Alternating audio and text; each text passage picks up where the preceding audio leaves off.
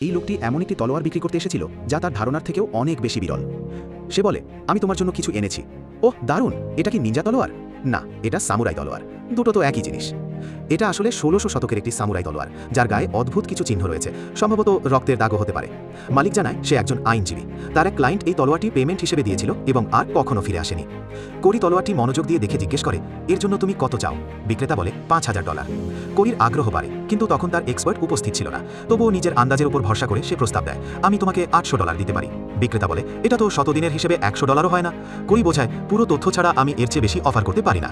এরপর বিক্রেতা বলে, আমি $২,০০০ পর্যন্ত নামতে পারি।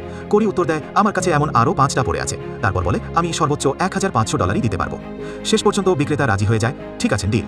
রিক আর বয়স্ক লোকটি যখনই কেনাকাটার কথা শোনে, তারা কোরির ওপর রাগ করে। এক্সপার্ট ছাড়াই তুমি টাকা খরচ করেছো, তুমি এমনভাবে টাকা ওড়াও যেন দোকানটাই তোমার। এরপর কোরি আরেকজন এক্সপার্টকে ডাকে। এক্সপার্ট তলোয়ারটি খুলে পরীক্ষা শুরুই করতেই এমন একটি জিনিস খুঁজে পায় যা কেউ কল্পনাও করেনি। টোকুগাওয়া পরিবারের সিল, সেই শক্তিশালী পরিবার যারা ২৫০ বছরেরও বেশি সময় ধরে জাপান শাসন করেছিল। কোরি আবার জিজ্ঞেস করে, তোমার মতে এর দাম কত হতে পারে? এক্সপার্ট উত্তর দেয়, এই অবস্থায় সম্ভবত এর দাম $৫,০০০ থেকে $৬,০০০। কোরি উত্তেজিত হয়ে বলে, এটা তো পুরোপুরি সফলতা।